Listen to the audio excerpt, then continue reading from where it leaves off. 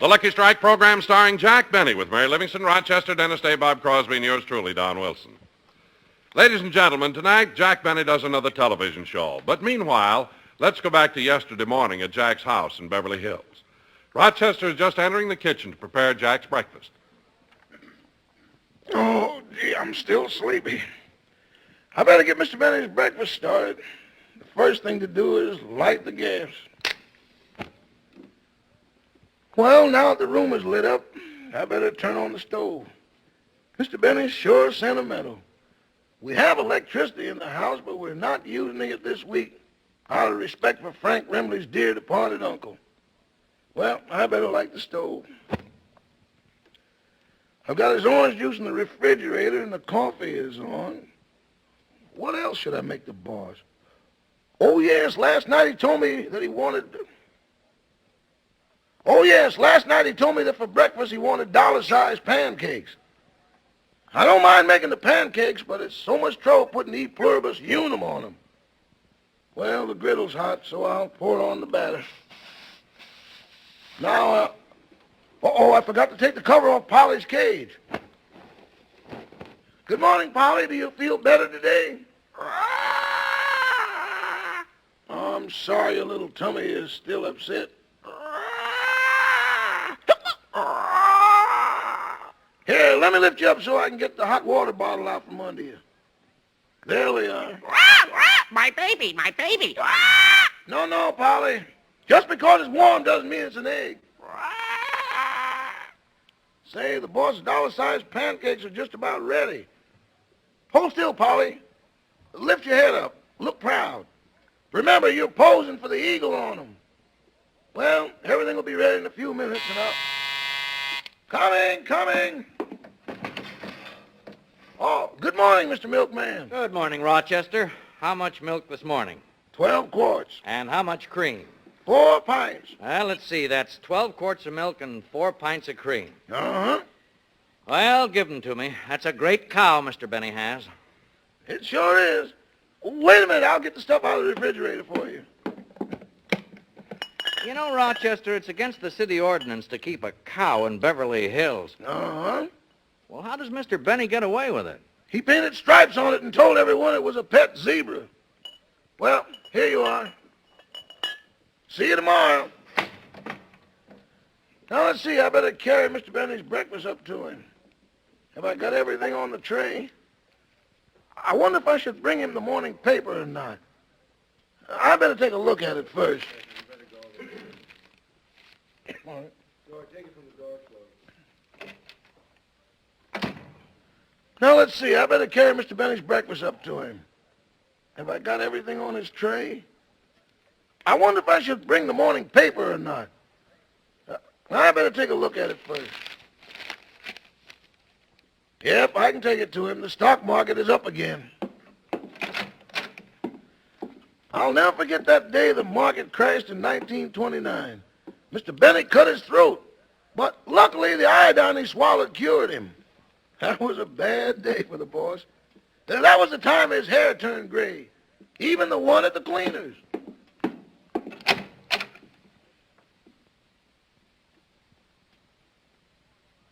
Good morning, Rochester. Boss, you're up and dressed already. Yep, I got up a little early this morning. Well, here's your breakfast. Say, this looks real good. Oh, look at those pancakes. What's wrong? No date on them. I'll be a little more careful. I don't want to wind up in Alcatraz for forging pancakes. Oh, stop. I just want my food to look appetizing, that's all. Ah, but they are delicious. How'd you sleep last night, boss? Oh, fine, Rochester. And what a dream I had. I dreamt I was shipwrecked on a desert island. Uh-huh. And on this island, there were nothing but girls. Hundreds of the most beautiful girls you've ever seen. Uh-huh. What a dream. They formed a circle and danced around me, made me their king. Then night came. And what happened? Suddenly a sign flashed on saying, "Please stand by. Our picture has been temporarily interrupted." I don't know. When I have dreams about cowboys, I always finish them. Oh, well. Say, this coffee's delicious. It's that new instant coffee. Instant coffee? Yeah, Mr. Coleman set it on his windowsill to cool, and it was gone instantly. I'm sorry. It was gone, and I said, Yeah, Mr. Coleman set it on his windowsill to cool, and it was gone in an instant. Oh, Rochester, you shouldn't have done that. By the way, how's Polly feeling this morning? About the same as last night. Her stomach's still upset. Why don't you give her an Alka-Seltzer? I tried that, but the bubbles kept knocking her off her perch. Well, just give her another hot water bottle. That usually fixes her up. You can take the tray, Rochester. It was really a very good breakfast. Thank you. Shut up, you stupid zebra. What does she want to do, get kicked out of Beverly Hills? You know, Rochester, sometimes I think... Want me to answer the door, Mr. Benny? No, you take the dishes back to the kitchen. I'll go to the door. When I'm worried and I can't sleep, I count my money instead of sheep, and I fall asleep counting my money. Dum-bum-bum-bum. Good afternoon, Monsieur Benny. Why, Professor LeBlanc, I didn't expect you. I didn't know I was supposed to take a violin lesson today. You are not. I came over here to talk to you. Certainly, Professor. What is it? Monsieur Benny, I have a chance to play first violin for the Los Angeles Philharmonic Orchestra. Oh, that's wonderful, Professor. Is there anything I can do to help? Yes. Don't tell anyone I ever gave you violin lessons. Oh, well, in other words, you want me to give you character references. Just tell them you don't know me at all. But, Professor LeBlanc, a word from me might be very helpful. After all, I am a big star. Monsieur Benny, in comedy circles, you are considered one of the biggest laugh-getters in the country. Unfortunately, you are considered the same in music circles. Well, at least I can wish you luck. Thank you, Monsieur Benny. When will you give me my next lesson? I am giving you no more violin lessons. We are through, finished. Well, Professor LeBlanc, I guess this is goodbye. Oui, Monsieur Benny. Au revoir. Oh, just a second, Professor. Our association has been such a long one, and now it seems to be terminating. So I'd like to give you this extra money as a little bonus. No, thank you, monsieur. I'd like to remember you just the way you are. Oh, well, goodbye, Professor. Goodbye, Monsieur Benny. Gee, I haven't practiced my violin in months. Well, I got nothing to do today. Maybe I ought to start right now. Oh, Rochester! Yes, sir. I'm going to do a little practicing. Get me my violin. Your violin? But, boss, it's broken. Broken? Yes, didn't I tell you? Last time you went out on personal appearances, you sent your violin back in your trunk, and when I unpacked it, I found out it was smashed. My violin smashed? Yes, sir, it's broken to bits. You'll never be able to play it again. Well, the express company will have to pay for it. Oh, they'll be glad to. Never mind. Not only will the express company pay for it, but so will the insurance company. What do you mean? Well, don't you remember when I told my agent I was going to play on my personal appearance tour, he suggested I take out accident insurance on my violin. No, boss, that was on you. On me? Yeah, don't you remember the Blue Cross turned you over to the Red Cross, and the Red Cross declared you a potential disaster? Well, send it out to be fixed right away. I want it. Shall I answer it? No, you take care of my violin. I'll answer it. Oh, hello, Don. Hello, Jack. Hello, fellas. Oh, Jack, the sportsmen are going to be busy the rest of the week, so can you listen to the commercial now? Oh, sure, Don, sure. Come on in the den. Would you like a cup of coffee? How about you, fellas? They have much time, Jack, so we'll have to get right into the commercial. I'm in a hurry, too. How come? Well, I've got to go to the doctor and have some x-rays taken. X-rays? What's the matter? You see, coming over here just now, when I crossed Sunset Boulevard, the traffic was very heavy, and I think I swallowed an MG. All right, Don, all right. I'll go along with your little joke.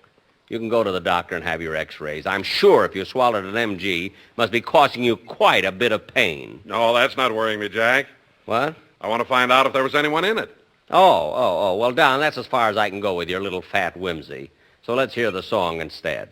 Okay, fellas, hit it. They did this already, huh? Don, sportsman, that was wonderful. It'll sound great on the show. Ah, glad you liked it, Jack. Oh, say, before I run along, I was just thinking, if you're not doing anything, maybe we can play some golf this afternoon. Oh, I'm sorry, Don. I got a date. Dennis Day and I are going on a picnic. Just the two of you? No, we're going with a couple of girls. Well, hope you enjoy yourself. So long, Jack. So long. Say, look what time it is. Oh, Rochester, Yes, Mr. Benny? did Dennis Day call? Yes, sir, he's got a cold and he won't be able to go on the picnic with you. How do you like that? And I made a date with these two girls. Gee, I don't know what to... Now, who can that be? Hello, Jack. Well, Bob Hope. Gee, it's good to see you, Bob. Come on in. Okay, but tell me when 12 minutes are up, I only put a penny in your parking meter. Don't worry, I'll validate your ticket. Come on in. Well, it was nice you to drop in on me like this, Bob. Well, this isn't exactly a social visit. You mean you have some business to discuss Yes, Jack. with me? I came over here about several big business deals. What are they? Well, I'd like you for a guest star in my television show, also my radio show. I want you to play a part in my next picture, and I need 3 quarts of zebra milk. Oh, thanks, Bob. I appreciate your thinking of me. So you want me to do a picture with you, eh? Yes, Jack, and it's going to be a very exciting one. You and I play the part of 2 oil prospectors down in Texas. Say, that sounds good. Hey, tell me something, Bob. Are the people down there really as rich as we keep hearing about? They sure are. In fact, Texas is the only place in the world that sends care packages to Beverly Hills. Oh, stop. Care packages to Beverly Hills. Oh, by the way, Bob, I meant to tell you. I read your book, Have Tux Will Travel. Oh, thank you. It's $3.50 for the cloth color, $1 for the paper cover. Autographs, 50 cents extra. Say, you can get them anywhere. And how do you like what I wrote about you, by the way? Well, it was very nice, Bob, but I felt that you could have devoted more space to me considering the fact that I'm responsible for your success in pictures. How are you responsible for my success in pictures? If I hadn't been so lousy, you wouldn't have gotten anywhere. Jack, you shouldn't talk that way about yourself. I think you're great in pictures. In fact, I think you're great in everything you do. Really, Bob? Yes, and that's not just my opinion. It's also the opinion of your writers who wrote this script. Now, wait a minute, Bob. My writers are very... Excuse me, Mr. Benny, I didn't... Oh, hello, Mr. Hope. Hello, Rochester. Do you want me to see me about something, Rochester? Well, the mail just came. Anything important? Just some circulars, some bills, and a care package from Houston. Gee, Bob, you weren't kidding after all, huh? Mr. Benny, if there's anything you want, I'll be in the kitchen. Okay. Now, Jack, getting back to the picture, do you want to be in it with me? I guess so. What's it going to be called? The Road to Dallas. Hey, wait a minute. You make all the road pictures with Bing Crosby. How come he's not going to be in this one? Well, as I told you, it's going to be made in Texas, and Bing is a little sensitive about Texas since they turned him down. Turn him down for what? He wanted to buy it. Now, just a minute, Bob. I know Bing is loaded, but how could any one man buy the state of Texas? Gary's working now. Oh, yes, I forgot. Okay, Bob, it's a deal. Good. Well, I guess I'll be running along. So long, Bob. It was nice. Hey, wait a minute. Bob, you can do me a big favor if you're not doing anything this afternoon. Not doing anything. I have a radio rehearsal. I have a script conference for my TV show. I have to go to a bookstore and autograph copies of Have Tux Will Travel. I have to be interviewed for a fan magazine, and I have costume fittings for my picture. Oh, it's a shame you're so busy, Bob. You see, I have a date with 2... Where do we pick them up? At their apartment. We're late now, so I'll call the girls and tell them that you're coming instead of Dennis Day. Who was that on the phone, Mabel? It was Mr. Benny, Gertrude. He says Dennis Day can't come with us on the picnic. That's too bad. So he's bringing Bob Hope instead. That's even worse. What are you talking about? Well, I know a girl who's been out with Bob a couple of times, and she complained about that nose of his. That's some nose he's got. Yeah, but it can be very economical. With Bob, a girl can get kissed and have her ears pierced at the same time. Well, I'd still rather kiss Bob than Jack. I kissed him once and it was awful. What's wrong with kissing Benny? Well, with his eyes and those thick glasses, you feel like you're studying a blue-bottle fly under a microscope. Gee, you're right. Come on, let's finish wrapping the sandwiches. Okay. Hey, how come you're marking prices on the sandwiches? If we have any left over, Jack takes them home and puts them in his machine. Oh, yeah, I forgot. There are the lunches already. Gee, I'm kind of excited about this date. How do I look? Okay. Are the seams in my stocking straight? This one is, and this one is, but this one isn't. Stop trying to be funny. Okay, I'm sorry. Say, when we go on the picnic, how are we going to pair off? I guess Bob and I should be with each other because we're the youngest. What do you mean you're the youngest? Well, I'm younger than you, and Bob is younger than you. You keep talking like that, Mabel, and I'll tell everybody about your first husband. Oh, no, you won't. Oh, yes, I will, Mrs. John Wilkes Booth. Now, come on, let's stop arguing. We're supposed to wait in front of the house. Okay, I'm ready.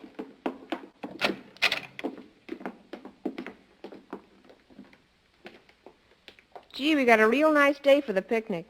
Oh, I gotta go back in. Why? I forgot the opener for the canned beer. Don't bother with Hope knows we won't need one. Oh, look, here they come down the block. Wave to them. I think they see us. Gee, it was real nice of you to come on this date with me, Bob. Well, don't worry, Jack. The pleasure's all mine. Oh, look. Look, there are the girls that we have the date with. Those? Now, wait a minute. Don't look so disappointed, Bob. I'll admit they're not exactly chickens. Oh, I don't know. The tall one has feathers growing out of her neck. Now, look, Bob. Jack, are you sure we're taking these two on a picnic? Yes, why? Well, they look more like something you'd find at a picnic. Look, Bob, please act nice. Now, come on, I'll introduce you. Hello, Mabel. Hello, Gertrude. Hello, Jack. I'd like you to meet a friend of mine. This is Bob Hope. Hello, Bob. Hello, Bob. Hello, girls. Look, it's getting late. Let's get started for the picnic. Okay, where's your car? The car's around the corner, but we're not using mine. We're in Bob's. Oh, isn't that swell, Mabel? This time we can ride up the hills, too. Yeah, let's get going.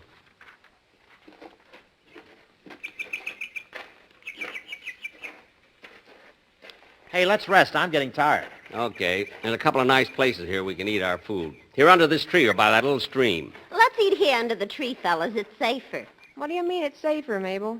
In case something starts chasing us, we can climb the tree. What's going to chase us? Don't look at me. Come on, let's not sit in the shade. Let's get out in the sun. No, Jack, it's nice right here. Well, you kids can stay in the shade if you want to. I'm getting out in the sun. Gee, look at him. He really wants to get a suntan. He's taken off his coat, shirt, and hair. Yeah, what a guy Benny is. He goes on a picnic to Calabasas, gets a suntan, and then tells everybody he's been shipwrecked on a desert island surrounded by 100 girls. What? I've had that dream, too, with no interruptions. All right, all right. Now, come on, kid. Let's have some fun. Let's go wading in the stream. Okay, Jack. Come on, Bob. Come on, Gertrude. Boy, what slowpokes you are. I'm the first one to get my shoes and socks off. Hey, Mabel, look. Look what funny feet he has. Only 5 toes. Come on, let's get in the water. Wow, this water's cold. Yeah, and the rocks are so sharp. They hurt your feet. Gosh, it doesn't bother me a bit. Of course it doesn't hurt your feet. You've still got your shoes on. He doesn't want to take them off. He'll wet his money. Oh, stop kidding. Hey, look, fellas. Look at that frog. Yep, there he goes. Let's catch him. Yeah, let's. Okay, quiet now. Look, if you want to catch him, you better... Where'd he go? Where'd he go? Don't just stand there. Pull him out. This is silly. I'm getting out of here. Oh, I'm slipping. Look out, Jack. Help. Help, I can't swim. I can't swim. Well, try standing. The water's only 3 inches deep. Come on, help me. Build a fire. I'm getting a chill. Okay, but I haven't got any matches. Well, I haven't got any. I haven't got any either. How'll we start the fire? Why don't you try rubbing your legs together? Why don't you forget you're a comedian? Everybody else has. Oh, I wish I had a good line here. We'll get one. Let's get one. No, you Look, kids, I have my cigarette lighter here. I'll start the fire. Ah, that's better. Come on, let's eat. We can start with sandwiches while the wieners are roasting. Ah, gee, this beer is good and cold. You see, Mabel, I told you we didn't need a can opener. Hey, pass me one of those sandwiches, please. Here you are, Jack. Thanks. Now, let's all enjoy ourselves. Yeah, we certainly have a beautiful sunny day for our picnic. That's right. You know, Jack, it's funny. What is? Well, here we are, 2 comedians, and between us we must have told millions of jokes about how it rains in California when it really doesn't. Yeah, but our listeners know that it's all in fun. Sure, anyone who's ever been here knows it never rains in California. Gee, if it did rain, what would be funny about telling all the jokes? That's the basic humor of the whole thing. I'll have another chicken sandwich, Mabel. So will I. You know, Jack, we should thank our lucky stars that we live in California. Yeah, what a country. Well, it's about time we started back. Should we go get in the car? Now, let's wait here till it floats by. We're downhill. Okay.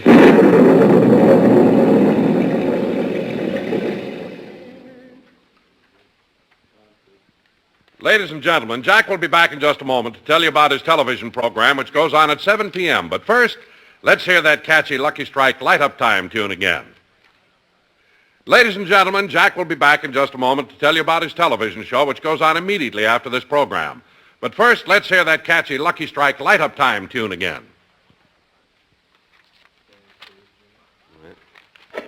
Bob, I want to thank you very much for appearing on my show tonight. You're welcome, Jack, and don't forget you promised to mention my picture. Oh, yes. Ladies and gentlemen, Bob Hope can currently be seen in The 7 Little Foys. He also makes a personal appearance tonight in Chicago, Illinois, and Gander, Newfoundland.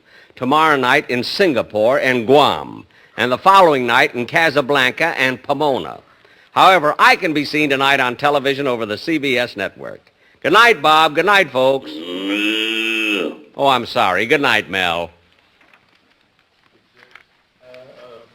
Bill, did you hear from B?